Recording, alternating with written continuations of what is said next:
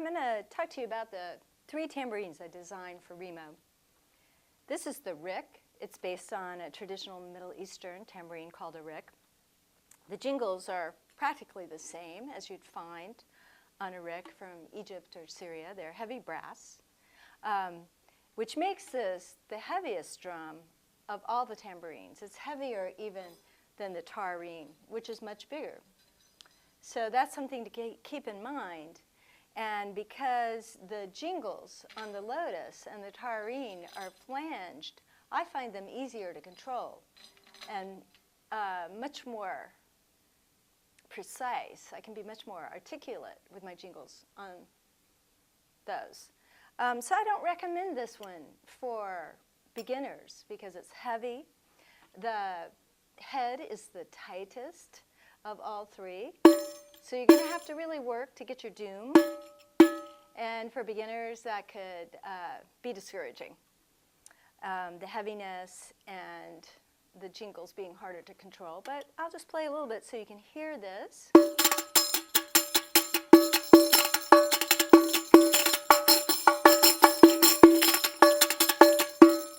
So very high-pitched, tight head. It can also be played in this position. It's a little wider. I want you to know that. Maybe 1/8 to 1/4 inch wider than most of the traditional ricks. So it makes it a little bit harder to play that style. You can hear the jingles, very loud and heavy. But this works for a traditional rick sound. So it's very good for that.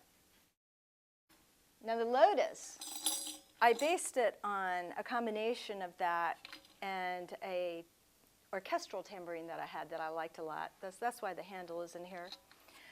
So you can use it for other styles. And here's the jingles. German nickel, it's called. And this sort of light, dry sound, and very articulate. I like it. Very easy to shake. This drum is perfect for the shaking stuff I do.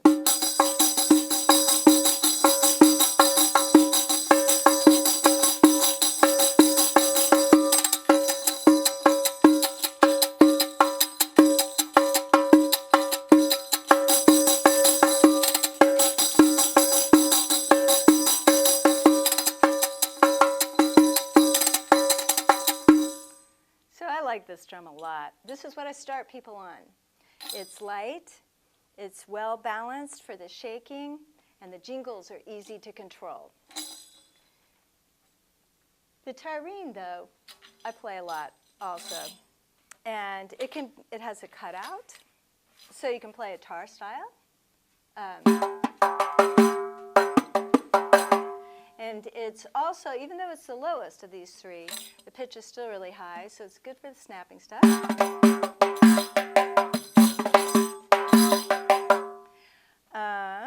Oh, and the really cool thing about it is, not for beginners, it's going to be hard to control, but you can play sitting position style on it.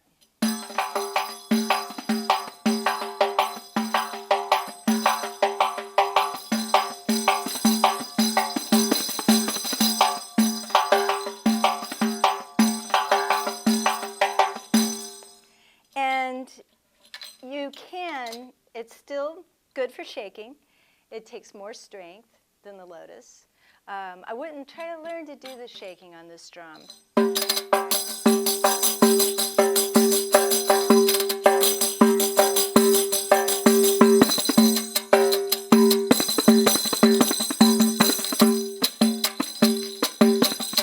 So the great thing about the Tar-Rine also is you can do the split hand technique, and it sounds pretty good on it. So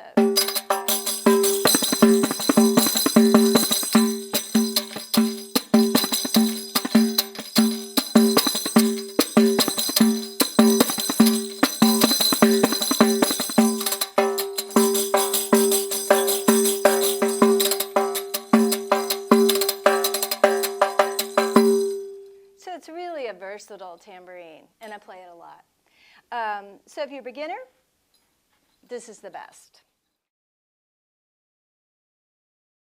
And if you're a little bit more experienced, the Tar-Rine is great. If you want to play a tambourine in a traditional style, or you want that traditional Middle Eastern rick sound, this is the drum for you.